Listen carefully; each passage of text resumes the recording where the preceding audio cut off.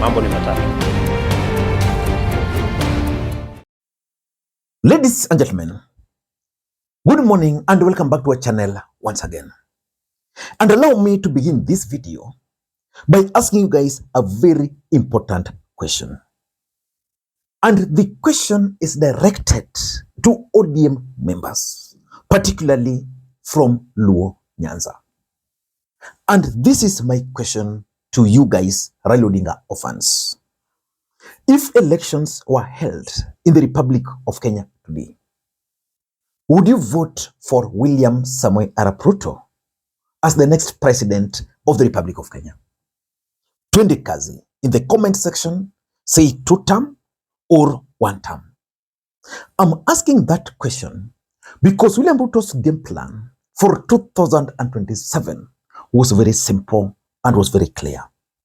And Raila Odinga was going to play a key role in that game plan. The truth of the matter is that after the mountain dump William Ruto, he shifted to Western Alliance. Previously, William Ruto tried to persuade the Luo Nation, but it did not work. William Ruto then focused on Raila Amolo Odinga. Sadly, Raila Odinga passed on, and therefore the equation has completely changed. Would you vote for William Ruto? Because the signals from ODM are actually confusing. The ODM is intact, and the broad base we are supporting until 2027 as we are strong, and then we will decide. Will you strike another agreement, or you? No, we are not striking any agreement, anything. We are strengthening ODM. Two, there are those in the party, like our Secretary General, who say that this agreement was only up to 2027. That also is a fact. And that beyond 2027, we must determine what to do. And that chances are that the ODM might have a candidate. That is something that had been said even when Raila was alive. And in fact, that is something that even Raila himself said. So whether he would be the candidate or not is a matter of speculation. Some are even saying that the candidate, the ODM candidate, might actually be President Ruto. I mean, ODM is a democratic party. Anyone is allowed to join, and then we determine who becomes the candidate. And then there are those who say that the broad-based means 2-term for President Ruto. Now, that's beyond 2027. And as I'd said, up to that point, anybody is allowed to speculate. There are those who want us to say 2-term for President Ruto. There are those who want us to say we do not have a candidate, we support President Ruto.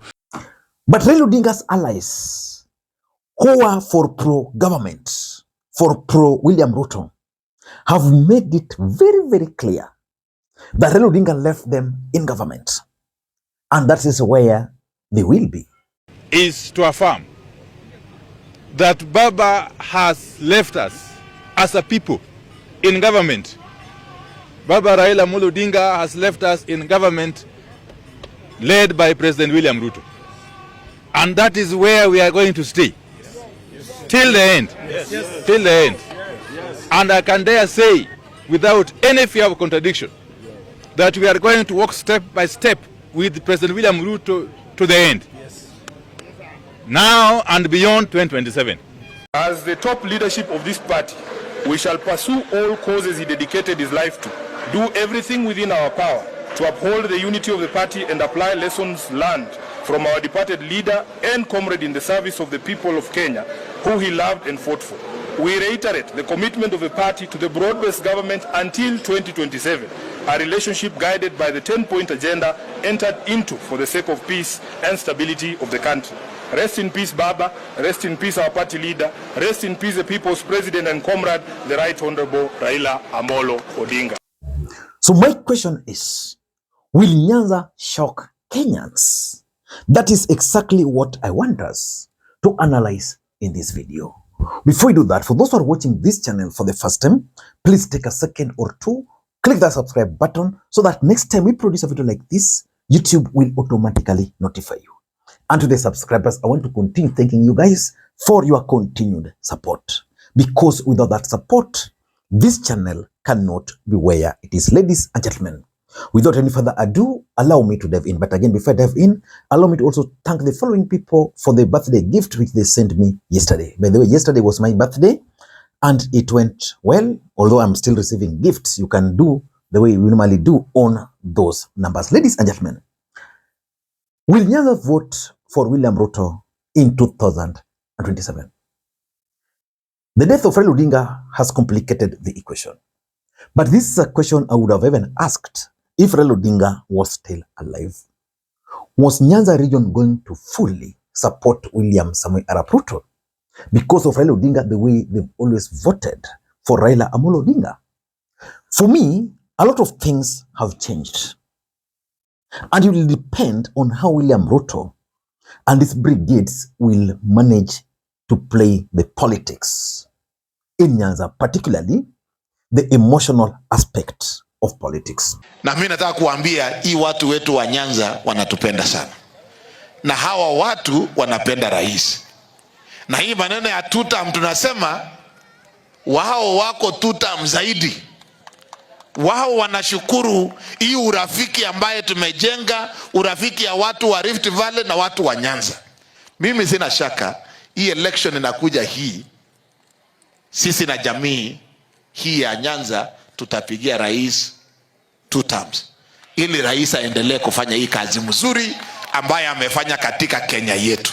Kwa hivyo nyinyi mkitembea hapa na mpate mtu kutoka Nyanza, nunulia yeye chai na uambie hawa asante sana, kwa sababu hawa watu walitusaidia ile wakati maneno yetu ilikuwa imekwama kidogo. Kweli ama si kweli? Na hiyo urafiki na hiyo Raila, huyo Raila tumepatia heshima kubwa. Na hiyo ODM hiyo, mimi nataka kuambia watu wa ODM, sasa muko na founder member ya ODM yuko State House anaita William Ruto. Hiyo chama ya ODM chunge, sisi tuchunge hii yetu ya UDA. Ikiwezekana hata huko mbele kama tutakutanisha ikue United Orange Democratic Party. Yani tuweke yote hii chama yetu yote iungane ikue kitu moja. I'm saying this because of the following. Number one, the reality of Raila's death is now here with us. Some of us have always voted based on what Raila Odinga has told us. That is the truth. In fact, it has always been very difficult to even compete against Raila Odinga's candidate in Nyanza. It's very difficult. With Raila Odinga's death, the reality is that a lot of factors will also be at play. Raila was the only ODM leader who was capable of directing his supporters. And based on the signals from Orange Party, I doubt if they will be speaking with one language. As the top leadership of this party, we shall pursue all causes he dedicated his life to, do everything within our power to uphold the unity of the party and apply lessons learned from our departed leader and comrade in the service of the people of Kenya, who he loved and fought for. We reiterate the commitment of the party to the broad-based government until 2027, a relationship guided by the 10-point agenda entered into for the sake of peace and stability of the country. Rest in peace, Baba. Rest in peace, our party leader. Rest in peace, the people's president and comrade, the Right Honorable Raila Amolo Odinga. But I am glad that Uhuru Odinga is now trying to bring the Orange Party together. So the truth is, the death of Raila Odinga, the reality is now here. That is a guy who's been guiding us, guiding the supporters. Now he's not there. Who is going to guide the supporters? Who will be that man who will fit into Raila Odinga's shoe within this short period? So it will depend with how William Ruto will play his politics. Number two, and I'm talking of Luo Nyanza, and I'm addressing those who believe that Raila Odinga left Luo Nyanza in government or ODM in government. Raila Odinga left ODM experts. They were 5, but 2 from Nyanza. How the 2 ODM experts will play their politics, how they will deliver to the expectations of Nyanza will determine whether Nyanza will vote for William Ruto. The fact is, John Mbadi is the Cabinet Secretary for Finance. Opiyo Wandayi is the Cabinet Secretary for Energy. Sam Atandi is the chair of the budget. Will they be able to persuade President Ruto to complete some or most of the projects which had stalled or which were ongoing? If they'll be able to persuade Ruto and use those projects to play politics, the better. But I'm seeing a lot of disconnects between the citizens and the experts. Today, if you are to go to the street and ask anybody on the street there about who is working in William Ruto's government from Luo Nyanza, they will tell you about Raymond Omolo. Because they're seeing certain things he's doing. Apart from being a principal secretary, he has initiated projects which people are seeing. Mbadi is trying so hard, especially in Homa Bay. He's not going beyond Homa Bay. Opiyo Wandayi, I don't want to talk much about him. But the truth is, how these experts will perform or how the people on the ground will perceive their performance will determine whether Ruto will be re-elected. And that's why my friend Sam Atandi has a very big task ahead of him. He must ensure that most of the projects in the next financial year, which is only coming, which I think it's only one, which will come next year in June, will include some of the projects which people are really looking forward to. So that's very important. Number 3, the ODM internal politics. I want to ask you this question. Do you think ODM party will hold together up to 2027? How you answer that question will actually determine whether the Luo nation will vote for Ruto or not. Because the truth is, if ODM internal politics will not be managed well, then the party is going to split. Then likely there's going to be a breakaway. And if a breakaway party is going to emerge from ODM party, chances are it's going to split the Orange Party right in the middle. And that's why Uhuru Odinga must move with speed to bring on board people like Babu Owino, to tame people like Edwin Sifuna. Because if this were to be left in the hands of these speedy leaders to manage, no, ODM is going to split. And that split is going to be a betrayal on Baba. So if they are going to be united, and then they're going to decide, okay, as ODM Baba left us in government, we are going to run this thing up to 2027. Then after 2027, we are going to figure out the best way. So they're going to make a decision whether to support Ruto or not. So if they agree to support Ruto, then they'll definitely support Ruto. If they will agree not to support Ruto, then problem there. And of course, there is also the big elephant in the room, which is the ODM nominations. With Baba out of the picture, if ODM party will not manage its nomination well in Nyanza, if they'll have preferences, problem, big problem. Number 4, which is the biggest determining factor whether the Luo nation will vote for Ruto or not, is the succession politics. The truth is, politics is about interest.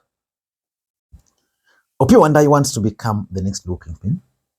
Gladys Wanga wants to become the next Luo Kingpin. John Mbadi was kind of endorsed by William Samoei Arap Ruto as the next Luo Kingpin. Babu Owino automatically is emerging with the support of the people. So far, Raymond Omolo is featuring prominently as the next Luo Kingpin. So that succession politics might actually split Luo Nyanza. And if it splits Luo Nyanza, there's going to be a big problem. Some will build their names by opposing Ruto. Some will stake their neck for William Ruto. So if those who will build their names by opposing Ruto will prevail, and I'm reading Babu Owino, then Ruto is going to be in a big problem. But if those who are for Ruto will prevail, then again William Ruto will succeed in his bid of winning the support of the Luo nation. And personally, anybody who has asked me, I've always told them that the best time for the next Luo Kingpin to emerge would be after 2027. Why? Because Raila Odinga's death came as a surprise. Of course, everybody expected Raila Odinga to die one day, but not before 2027. Now, between now and 2027, very short time for a kingpin to emerge. So for me, only two people have their potential. That is Babu Owino and Raymond Omolo, if you were to ask me. Those two. One of them will be the kingpin, because 2027 will solve a lot of the equation. If Mbadi will not come back as a cabinet secretary, Wanda will not come back as a cabinet secretary, they'll be out of equation. If Babu Owino will win the Nairobi seat, he'll be in the equation. If he'll not win, again, problem. Ladies and gentlemen, I don't know what you think, but for me, I think the chances of William Ruto winning in Nyanza in 2027 are very high, but not the percentage Raila Odinga used to get. Until next time, this is Lee Makwiny. Bye-bye.